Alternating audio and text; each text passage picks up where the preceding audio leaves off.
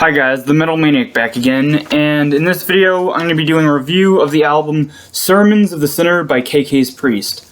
Of course this is the band KK Downing started.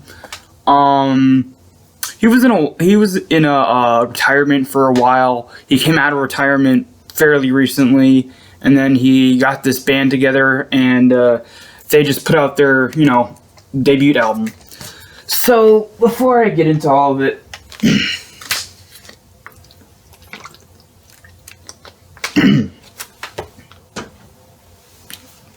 I just want to say that, yes, this album review is a little late. This album came out a few days ago, and I just haven't had the time until now to review it, so yeah, sorry if this review's a few days late, but this is the soonest possible time I was able to do a review of this album. Anyway, so the lineup is pretty interesting. Of course, you get KK Downing on guitar. You also get Ripper Owens on vocals. Honestly, when I heard that Ripper Owens was going to be the vocalist of this band, I was super excited, because Ripper Owens is one of my all-time favorite metal vocalists. But yeah, really cool. And then you get everyone else. I don't really know who these people are. I don't think I've AJ Mills on guitar, Sean Clegg on drums, and Tony Newton on bass. I can't tell if that's a C or an E. Right there. It's because of the font, just the way the font is, especially with the uppercase letters. It's kind of like the C, like a C and an E. I can't tell which one that is, but anyway. So the album opens up with sort of like an intro track. It's like it's sort of just like a spoken word intro. It's I mean, they could have left it off, but it's not something I would really complain about. It's just I guess it has a pretty good build up to the actual rest of the album. Anyway, so after the intro track, the album starts off with the song that was actually the first single, Hellfire Thunderbolt. This is by far my favorite song on here. Of course, it opens up with the signature Ripper Owens Banshee shriek, and then it just roars to life with just a great sort of opening riff, and this song is just super fast, super vicious, and just it really is no surprise why this was the first single released, because it's just so damn good and just jaw-dropping and just so much energy, and it's just a super great song. Of course, Ripper Owens, I mean, he's definitely the highlight of this song, along with, the riffing and solo work. But yeah, just a really great opening track. I even love, like, there's this really cool guitar solo in here that kind of, I don't know why it reminds me of this, but it reminds me of a guitar solo from Dragon Force, from early Dragon Force, when like the only mission for their music is to be as fast as possible. This kind of, in a weird, bizarre way, kind of reminds me of an early Dragon Force guitar solo, like, like something on like their first or second or even third album.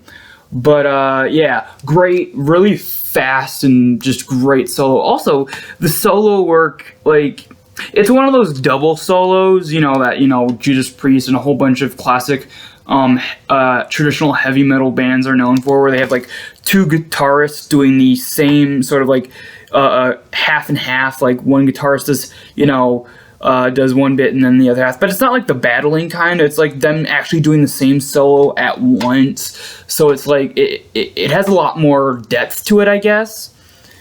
But yeah, Hellfire Thunderbolt is an amazing song and my favorite song on here. The next song is called Sermons of the Sinner. Of course, it's the title track, and yeah, this is my second favorite song on the album. Really great riffing work, great vocals, you know, as expected. But the highlight to me, the highlight of this song is the midsection, where it slows down and it kind of becomes this very emotional, heartfelt ballad for the mid portion of this song. Ripper Owens just a great job here, just filled with emotion and just passion. And the guitar solo, the second guitar solo, well, the first guitar solo is the classic sort of fast, sort of like flashy guitar solo. But there's a second guitar solo in here, near the middle part of this sort of like midsection slowdown of the song. That it's super slow, but it fits very well because it's like just like the everything going on in the mid portion of the song. This solo super slow but very emotional and just very. It has a good intent behind it. Like it fits very well. Yeah, I absolutely love this song. Next up is the song. I'm probably gonna butcher this. I don't know how to pronounce it. Sacradote Y Diablo. Yeah, another great song. Honestly, I don't know why it kind of reminds me of this, but this song kind of reminds me of a song from early Merciful Fate, like 80s Merciful Fate, kind of. I don't know why, but it's just something about the structure of the song and certain bits here and there that kind of remind me of classic Merciful Fate. I don't know why, but it does. Yeah, just a great song.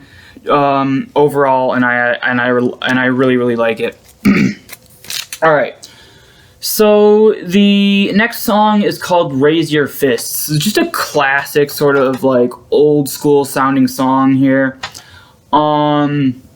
This one kind of feels like a song. It kind of has both elements of the Ripper Owens era of Judas Priest. And then it also has the, classic Rob Halford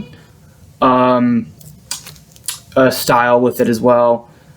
But yeah, great song. Also, just, even though it's kind of like a simplistic chorus, it's still very catchy and it works very well. The next song is called Metal Through and Through. This one's also really good and also kind of sounds more like a classic classic era Judas Priest song. And it fits very well because it kind of feels in a way like almost a part 2 to Raise Your Fists. It's a slower, more mid-paced song, but it works very well. And yeah, great.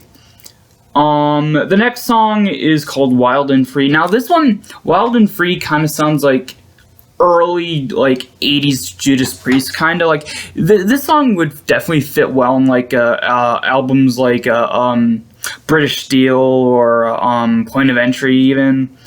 Just a very classic early 80s style, kind of song. Yeah, really good. The next song is called Hail for the Priest. This one, I don't know if this is correct, but it kind of, like, just by the title alone, I think it might be just, like, a reference to Judas Priest, maybe, I don't know.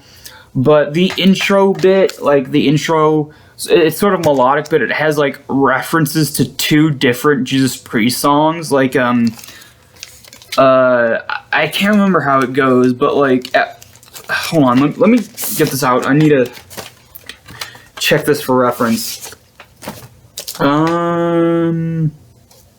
Yeah. So there's 2 parts in the intro to the song that kind of are references to two different Judas Priest songs. Someone's Ripping Hearts Out is, I guess, I think it's a reference to Painkiller. Maybe two references to Painkiller, because I think that's one. But also, Someone's Ripping Hearts Out. Then it says Terrifying Scream, which is a portion of like one of the lyrics in the Painkiller song. So I don't know if it's intentional or not, but it definitely kind of sounds like they're sort of like referencing older Judas Priest songs within this one song. Yeah, really, really cool, and just a great sort of like throwback to classic Judas Priest. Even if it's not intended to be that, it does sound like it. It's really, really cool. All right.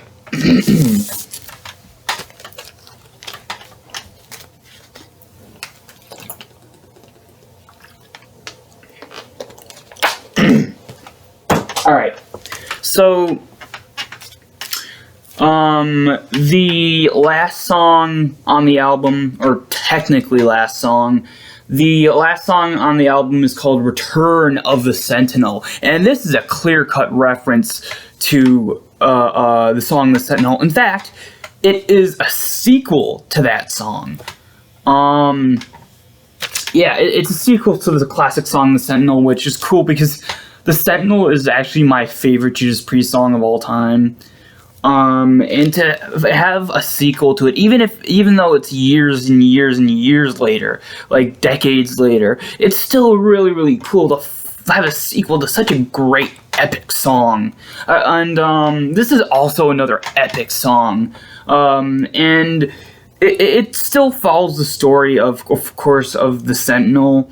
As for the first song, the original, the Sentinel Song, it was about this like weird sort of like cyborg sort of like battling enemies in an apocalyptic future, and like just it's sort of like a protector of the people, I guess, and it was battling the whatever bad guys were in that story.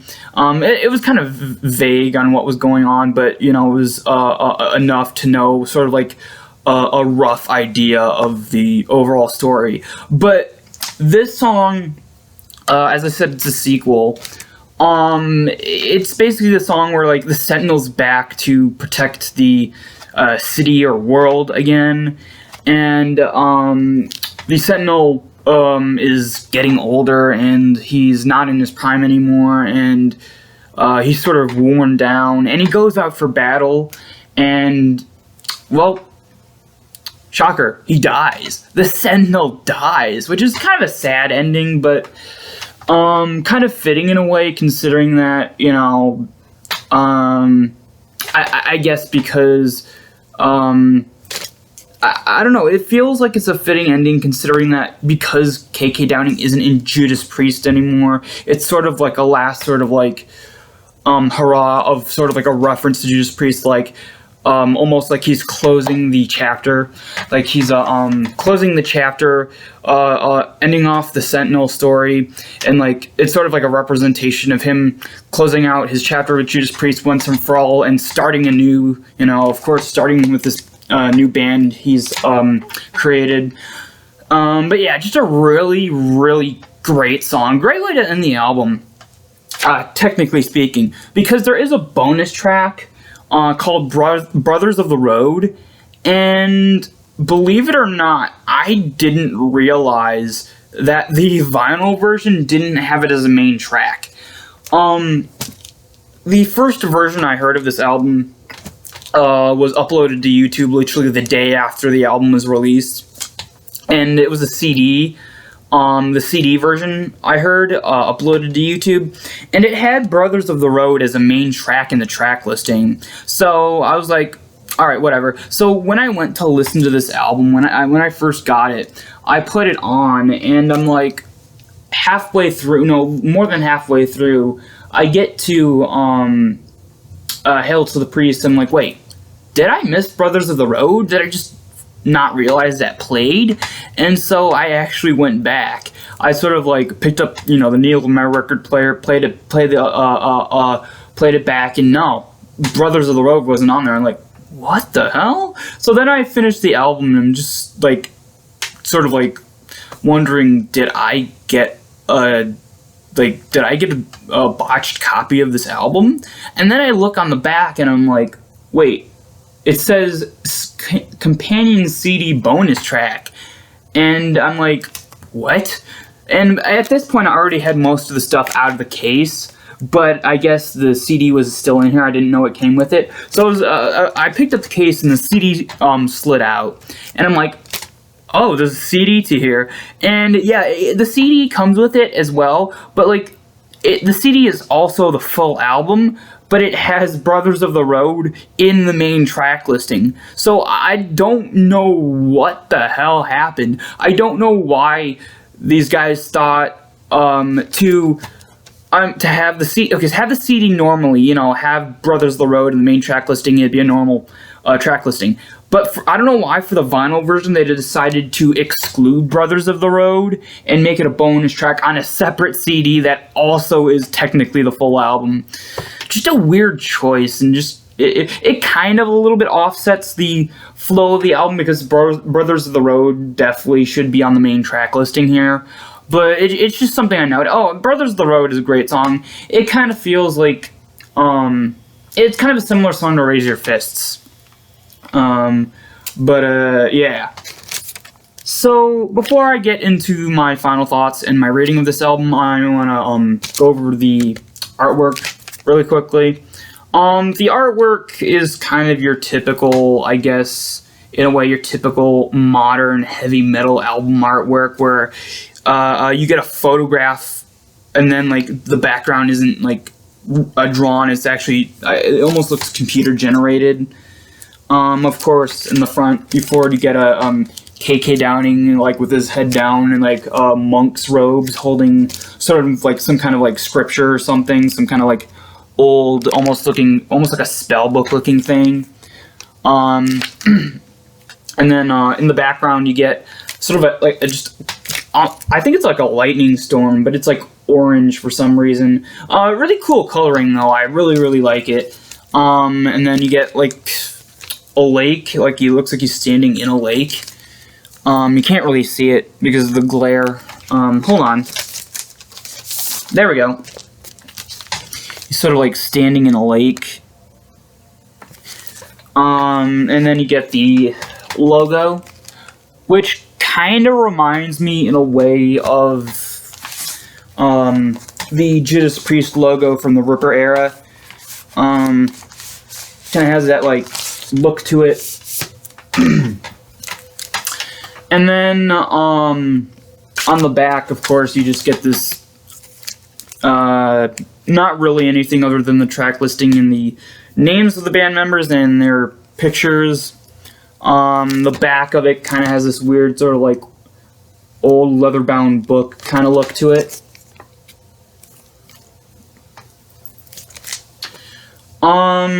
So my final thoughts.